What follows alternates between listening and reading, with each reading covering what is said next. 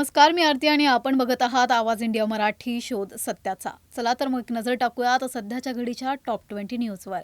महाराष्ट्राच्या राजकारणात पुन्हा एकदा ऑपरेशन टायगर राबवण्याची चर्चा रंगली आहे. ठाकरे गटाचे 8 खासदार उपमुख्यमंत्री एकनाथ शिंदे यांच्या संपर्कात असल्याची माहिती समोर येत आहे. शिंदे गटाने या खासदारांना केंद्रात महत्त्वाची पदे देण्याचे आश्वासन दिले असल्याची चर्चा आहे.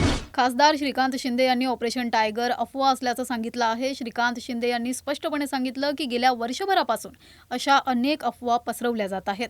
या बातम्या देखील त्याच प्रकारच्या आहेत आणि त्यात काही तथ्य नाही, अशी कोणतीही गुप्त बैठक झालेली नाही असंही म्हटलंय. ऑपरेशन टायगरवर ठाकरे गटाचे खासदार संजय राऊत यांनी या चर्चांना हास्यास्पद ठरवत जोरदार प्रत्युत्तर दिलं आहे. त्यांनी ऑपरेशन टायगरचा उल्लेख करत हे ऑपरेशन एकदाच होतं, वारंवार केलं जातं तेव्हा ते डेडबॉडीचं असतं असं म्हणत शिंदे गटावर घणाघात केला. यासोबतच राऊत यांनी फडणवीस आणि शिंदे यांच्या पक्षावर गंभीर आरोपही केले. खासदार सुप्रिया सुळे यांना बारामतीतील आगामी निवडणूक अजित पवार गटाच्या प्रचारात उतरायच्या बाबत विचारल्यावर त्यांनी रिश्ते मायने रखते है असं म्हटलंय. अजित पवार यांचे आकस्मिक निधन झाल्यानंतर बारामतीत होणारी निवडणूक महत्त्वाची ठरली आहे. देशातील निवडणुकीच्या इतिहासात पहिल्यांदाच मुंबई उच्च न्यायालयाने चांदिवली विधानसभा निवडणुकीतील ईव्हीएम तपासण्याचे आदेश दिले आहेत. काँग्रेसचे पराभूत उमेदवार नसीम खान यांच्या याचिकेवर हा निकाल देण्यात आला. 2024च्या विधानसभा निवडणुकीत शिवसेनेचे उमेदवार दिलीप लांडे यांना नसीम खान यांचा पराभव करण्यात यश आलं होतं. याचिकेत गडबड झाल्याचा दावा केला गेला होता. न्यायालयाने ईव्हीएमची तपासणी करण्यास परवानगी दिली असून भारत इलेक्ट्रॉनिक्स लिमिटेडकडून ही चाचणी 16 आणि 17 एप्रिल रोजी मुंबईत होईल. बिहारचे मुख्यमंत्री नितीश कुमार यांनी 2 दशकांच्या राजकीय कारकिर्दीनंतर राज्यसभेचे खासदार म्हणून शपथ घेतली आहे. 2025मध्ये मुख्यमंत्रीपदाची शपथ घेतल्यानंतर 21 वर्षांनी ते पुन्हा दिल्लीत परतले आहेत. गुरुवारी दिल्लीत पत्रकारांशी बोलताना नितीश कुमार म्हणाले, मी बिहारमध्ये खूप काम केलं आहे, आता मला दिल्लीमध्ये राहायचं आहे. 3-4 दिवसांत राजीनामा देईन आणि नवीन मुख्यमंत्री आणि मंत्री नियुक्त केले जातील. मुंबई महापालिकेतील विकास निधीच्या वाटपावरून मुंबई राजकीय वाद सुरू झाला आहे. 2026 ते 27च्या अर्थसंकल्पात 800 कोटी रुपयांचा विशेष निधी नगरसेवकांच्या प्रभागातील कामांसाठी राखीव ठेवण्यात आला आहे. महायुतीतील भाजप, शिवसेना, शिंदे गटाच्या नगरसेवकांना मोठा निधी मिळाला आहे, तर ठाकरे गट, मनसे आणि MIMच्या नगरसेवकांना मात्र तुटपुंजा निधी दिला गेला आहे. यामुळे विरोधकांमध्ये असंतोष निर्माण झाला आहे. मुंबई महानगरपालिकेतील विकास निधी वाटपावरून ठाकरे गटाचे खासदार संजय राऊत यांनी सत्ताधाऱ्यांवर जोरदार टीका केली आहे. राऊत यांनी आरोप केला आहे की विरोधी पक्षाच्या नगरसेवकांना निधीपासून वंचित ठेवलं जात असून शिंदे गटाच्या नगरसेवकांना मोठ्या रकमा दिल्या जात आहेत. यासह राऊत यांनी मुख्यमंत्री देवेंद्र फडणवीसांवरही टीका केली आणि समान विकास निधी देण्याची मागणी केली. त्यांच्या म्हणण्यानुसार विरोधी पक्षालाही समान न्याय मिळावा. मीरा रोड पूर्वेतील रामदेव पार्क परिसरात मनसेच्या पदाधिकाऱ्यावर 8 एप्रिलला मारहाण झाल्याची धक्कादायक घटना घडली. तक्रारदार स्वप्नील तपासे हे भाजी मंडईसमोर सुरू असलेल्या खोदकामाची पाहणी करत होते. त्यावेळी रावण ठाकूर आणि इतरांनी त्यांच्यावर हल्ला केला.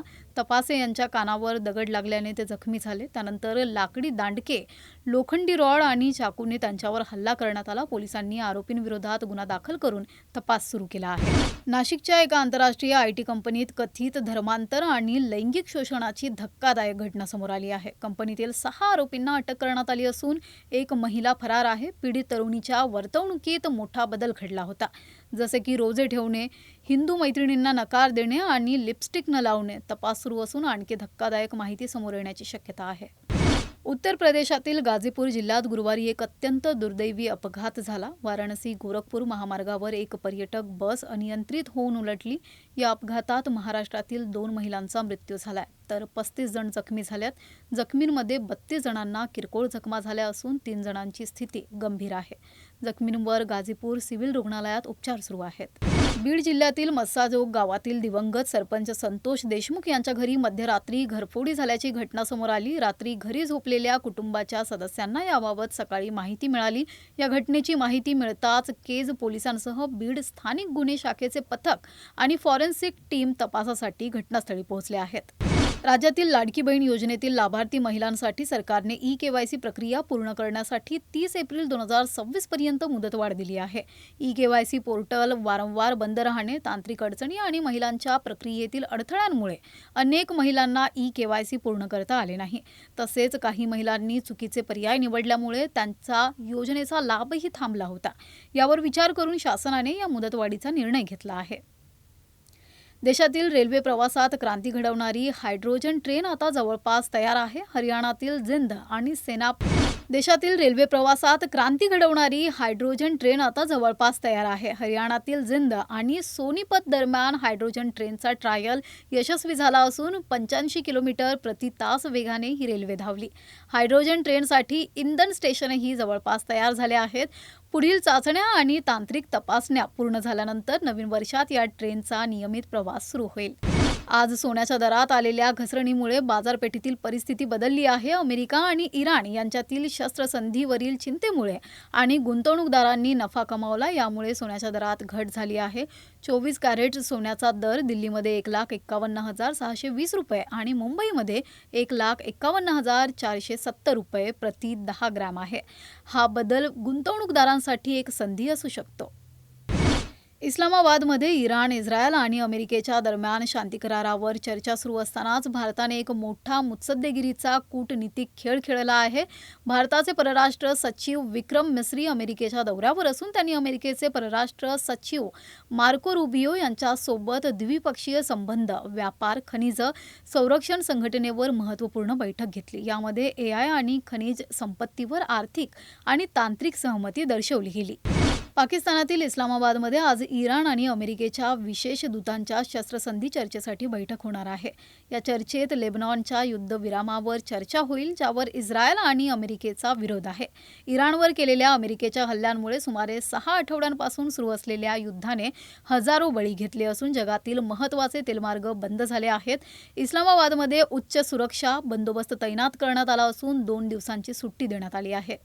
पूर्व भारतीय क्रिकेटपटू CD गोपीनाथ यांचे वयाच्या 96व्या वर्षी निधन झाले. ते 1992 साली इंग्लंडविरुद्ध भारताच्या पहिल्या कसोटी विजयातील अखेरचे जिवंत सदस्य होते. क्रिकेटपटू म्हणून कारकीर्द पूर्ण केल्यानंतर त्यांनी निवड समिती सदस्य आणि संघ व्यवस्थापक म्हणून भारतीय संघाची सेवा केली. गोपीनाथ यांनी 1951 ते 52 मध्ये इंग्लंडविरुद्ध आपल्या पदार्पणात 50 आणि 42 धावा केल्या होत्या.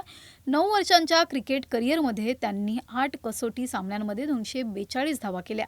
त्यांचा ऐतिहासिक विजय चेन्नईत इंग्लंड विरुद्ध भारताच्या पहिल्या कसोटी विजयात महत्त्वाचा होता. काल लखनौ सुपर जायंट्स आणि KKR यांच्यात रोमांचक सामना झाला. लखनौ सुपर जायंट्सचा कॅप्टन रिषभ पंत यांनी टॉस जिंकून प्रथम गोलंदाजी करण्याचा निर्णय घेतला. KKRने प्रथम फलंदाजी करताना 4 गडी गमावत 181 धावा केल्या.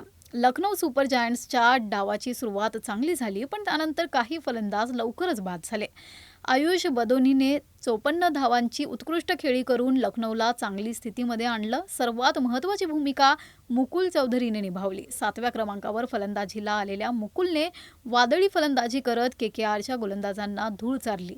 त्याने 27 बॉलमध्ये 54 धावा केल्या. शेवटच्या बॉलवरच लखनौने विजय मिळवला, ज्यामुळे हा सामना अत्यंत रोमांचक बनला होता. बिग बॉस मराठीच्या 6व्या सीझनमध्ये विविध टास्क आणि खेळाच्या रंगात स्पर्धकांची मैत्री आणि प्रेम वाढले आहे. सध्या या सीझनच्या अंतिम टप्प्यावर 7 स्पर्धक उरले आहेत. तन्वी कोलतेने तिकीट टू फिनाले मिळवले आहे. या आठवड्यात विशाल कोटियन किंवा राखी सावंत यांना एलिमिनेशनचा धक्का बसू शकतो. बिग बॉस मराठी 6चा ग्रँड फिनाले 19 एप्रिल 2026 ला होणार आहे. सध्या या बातमीपत्रात एवढंच. पुढील घडामोडींसाठी बघत रहा आवाज इंडिया मराठी, शोध सत्याचा.